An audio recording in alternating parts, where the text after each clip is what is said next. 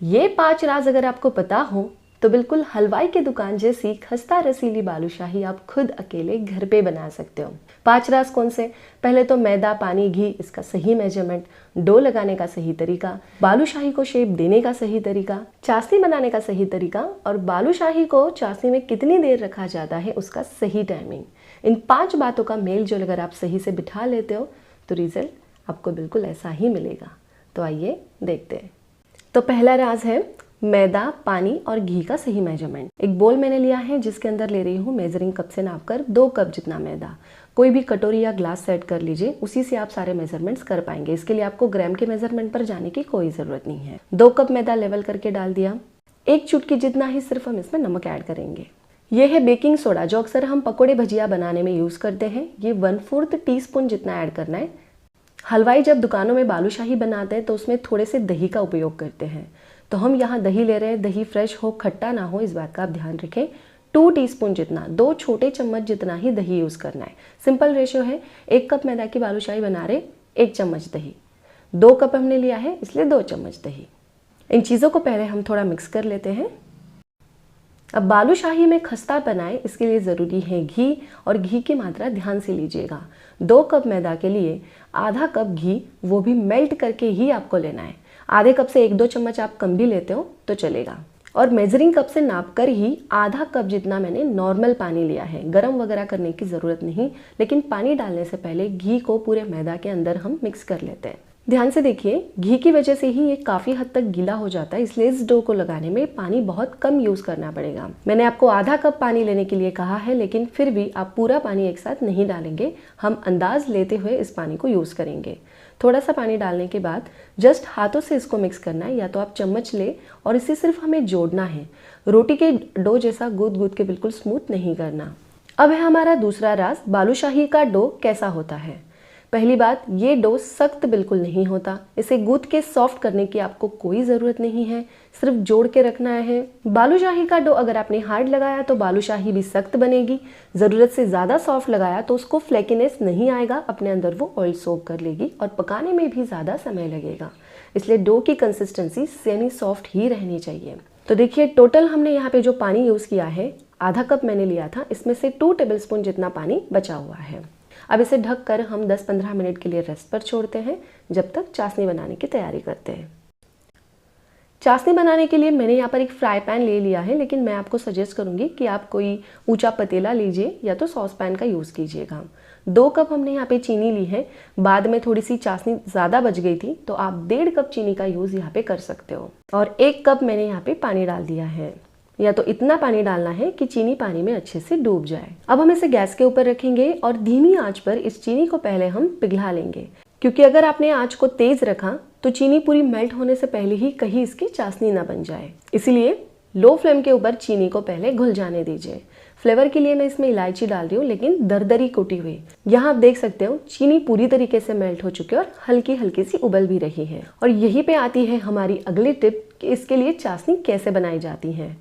इसकी हमें 1 तार, 2 तार या किसी तरीके की कोई चाशनी नहीं बनानी, लेकिन इसे गाढ़ा करना ज़रूरी है। देखिए, मैं हाथ की उंगली के ऊपर ले रही हूँ। मेरी उंगली इस चाशनी से कोट हो रही है, लेकिन अगर मैं खींच के देखूँ तो कोई तार नहीं है।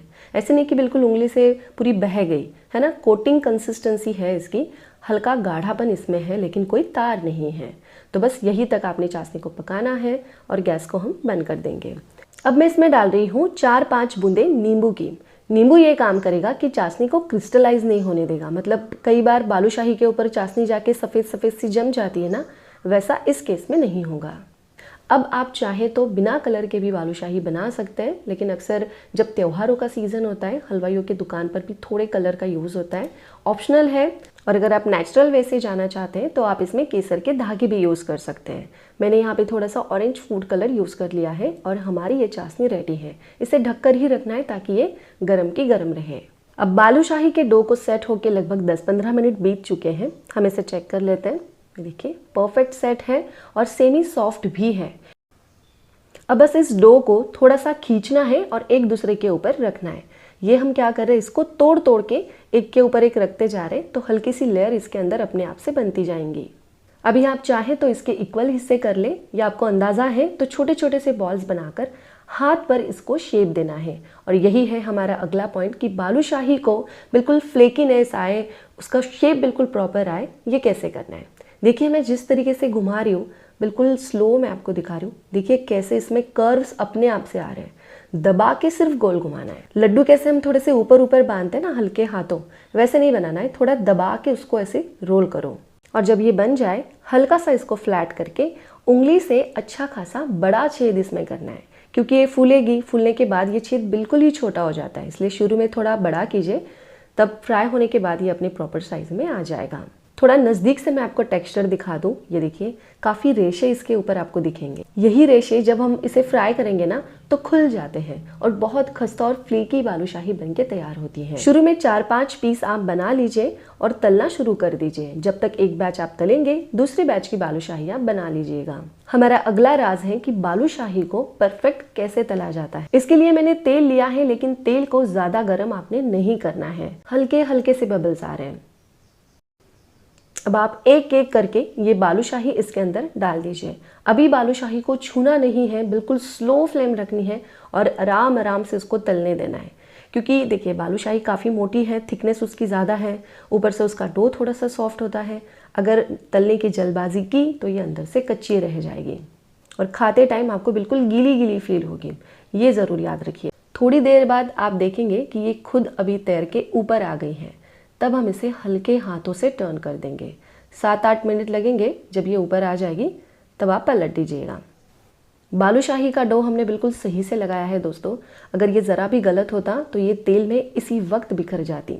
इसमें बेकिंग सोडा होने की वजह से ये फूल भी चुकी है और जो मोयन हमने यूज़ किया है इसकी वजह से इसमें खस्तापन भी बहुत बढ़िया मिला है। आप पूरे कॉन्फिडेंस के साथ बालूशाही को बना सकते हो, आपको कोई भी प्रॉब्लम नहीं आएगी। बस बालूशाही को ज़रूरत से ज़्यादा मोटा या ज़्यादा थिक मत बनाइए। बालूशाही को बड़े ही पेशेंस के साथ तलना पड़ता है अगर एक अच्छा रिजल्ट चाहिए तो। लगभग 20 मिनट आपको एक ही बैच तलने में लग जाएंगे। बालूशाही को शक्कर पारे जैसा सुनहरा रंग आने तक आपने तल लेना है। फिर इसे निकाल लीजिए। गरम गरम तेल में से जैसे ही ये निकलेगी, सीधा जाएगी चाशनी के अंदर। और हमारी चाशनी ठंडी बिल्कुल भी नहीं है, ये ध्यान रखिएगा। चाशनी भी गरम है लेकिन तेज़ नहीं, हल्की गरम।